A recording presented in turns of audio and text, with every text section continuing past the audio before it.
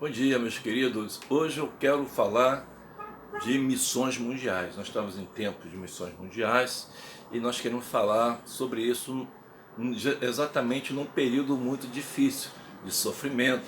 A pandemia está aí, muitos estão desanimados, alguns estão com medo, alguns estão desacreditados em função de tudo isso que está acontecendo. Mas missões mundiais é muito interessante porque vai falar de algo que é motivador para todos nós, de forma pessoal, para com a nossa família, para com a igreja e para, de uma forma muito particular, para você que recebeu um dia o dom do Espírito Santo. Nós queremos falar sobre isso. O tema de missões mundiais é algo assim muito especial: poder de transformar a vida. É verdade, poder para transformar a vida, e que está no livro de 2 Timóteo, a carta do apóstolo Paulo ao seu discípulo Timóteo, que está em 2 Timóteo 1:7, que vai dizer assim: pois Deus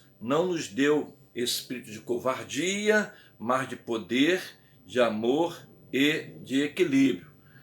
De novo, pois Deus não nos deu o espírito de covardia, mas de poder, de amor e de equilíbrio. Assim como Paulo escreveu para Timóteo, a fim de motivá-lo a viver o poder transformador para transformar, hoje lembramos exatamente de missões mundiais. Creio que o desejo de Deus é envolver a nossa vida, a nossa igreja e, de forma pessoal, a todo o corpo de Cristo Jesus neste poder, né? E aí nós vamos falar que a ideia dessa mensagem é que venhamos a ter uma vida de alegria completa, uma vida de coragem, uma vida de verdadeira fé, uma vida para vivenciar o poder de Deus. Não tem cenário melhor para vivermos missões mundiais, para vivermos o poder transformador da palavra de Deus. E é exatamente isso que estava no contexto histórico.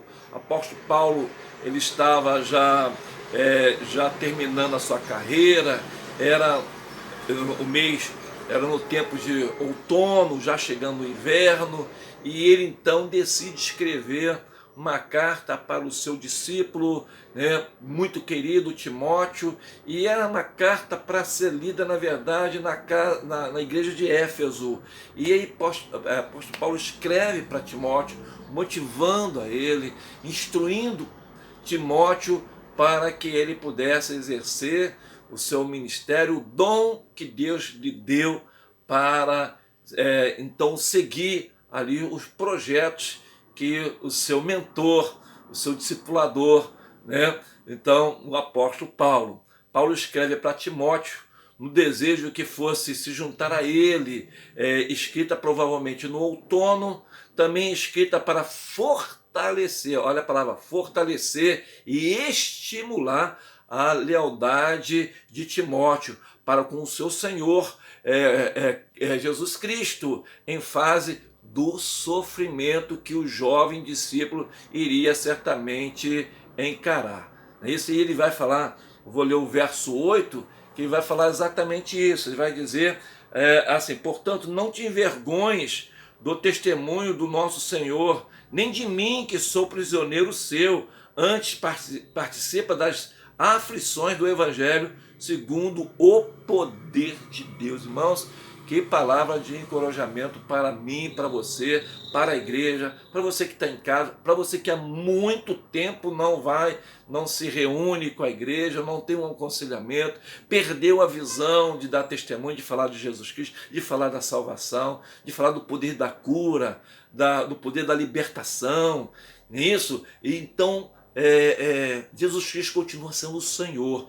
E veja bem, a gente está passando problema de sofrimento, de angústia, passando apertos na vida, o desânimo com respeito às questões cristãs, e exatamente nesse contexto o apóstolo Paulo está exatamente estimulando, fortalecendo o jovem Timóteo para exercer o ministério que Deus deu para ele e por imposição de mãos do próprio apóstolo Paulo e dos presbíteros ali da igreja.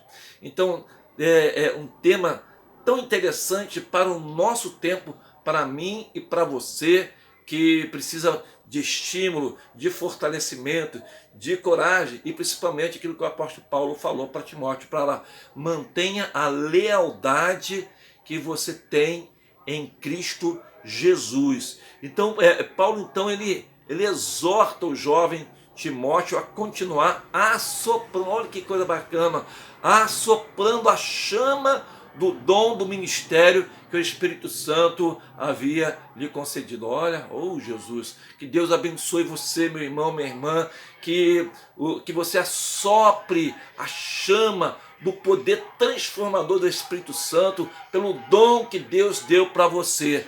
Paulo e os outros presbíteros oraram por Timóteo e reconhecendo publicamente o seu dom pela imposição de mãos. E isso está no livro de 1 Timóteo 4,14, que eu vou ler para você, que vai estar dizendo assim, 1 Timóteo 4,14, vai falar assim: não desprezes o dom que há em ti, o qual te foi dado por profecia, com a imposição das mãos do presbitério. Então, você tem um chamado, você recebeu um dom, você exerceu o seu dom, ele está aí com você, não deixa ele esfriar, assopra, como disse, olha, assopra a chama do dom do ministério que o Espírito Santo lhe concedeu, meu irmão. Saia dessa inércia, venha trabalhar para o Senhor Jesus Cristo nesse cenário de sofrimento,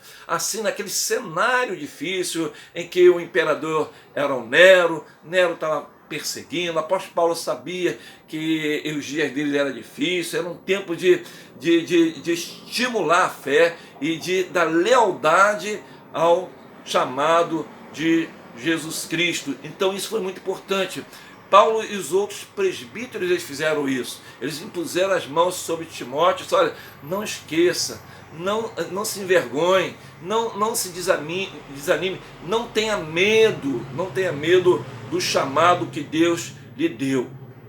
Então, não te faças negligente para que o dom que há em ti e o qual te foi concedido mediante profecia com imposição de mão do presbitério.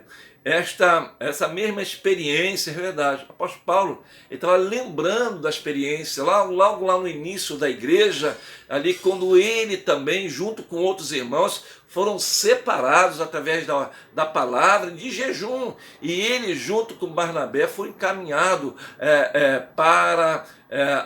para missões, para a sua primeira viagem. Vamos ver isso lá em Atos dos Apóstolos 13, de 1 a 3, vou ler para você o texto. Paulo lembra que ele um dia foi chamado, que a imposição de mãos foi sobre a vida dele e dos seus amigos. Assim vai dizer: na igreja que estava em Antioquia, havia alguns profetas e doutores, a saber, Barnabé, Simeão, chamado Níger quer dizer negro, né? Literalmente o Simeão é uma pessoa de cor escura. Então, e Lúcio, Cirineu, e Manaém, que fora criado com Herodes, o tetrarca, e Saulo, depois foi chamado de Paulo. E servindo eles ao Senhor, e jejuando, disse o Espírito Santo, olha aí, apartai-me a Barnabé e a Saulo para a obra que os tenho chamado.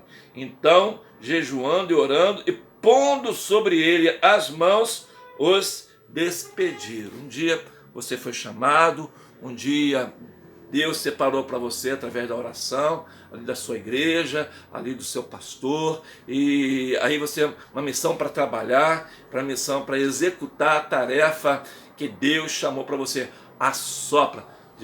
Paulo falou assim, olha, assopra a chama do dom do Espírito, do ministério do Espírito Santo sobre a sua vida. Então, faça isso.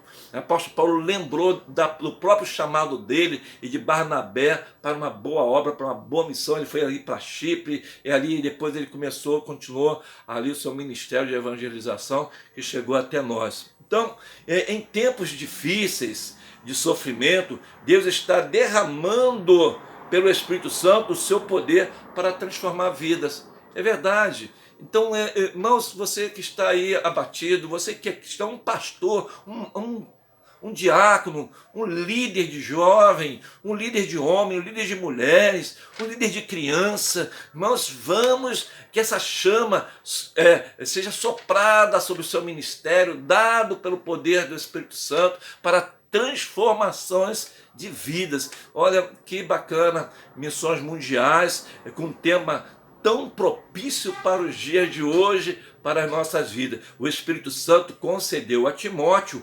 amor, poder e sabedoria que interagiam com o dom básico do ministério. Olha, você já sabe falar sobre o seu Jesus Cristo, mas eu quero preencher nessa forma de você falar de Jesus. Eu sei que você sabe falar de Jesus, Timóteo, mas olha, eu vou acrescentar em você, Timóteo, amor, poder e sabedoria, para junto com esse dom básico que você tem, você venha exercer o seu ministério. Eram as qualidades necessárias para Timóteo levar avante a exortação de Paulo para continuar corajoso e firme diante da perseguição e tempos de sofrimento. Eu vou ler para você 2 Timóteo 1:12. Olha que motivação que o apóstolo Paulo dava exatamente para Timóteo. Ele vai falar assim, ó, olha, como é que está aqui? Verso 12. Por cuja causa padeço também isso, mas não me envergonho, porque eu sei em quem tenho crido e estou certo do que é poderoso para guardar o meu tesouro até aquele dia. Olha só o que ele vai falar então para Timóteo.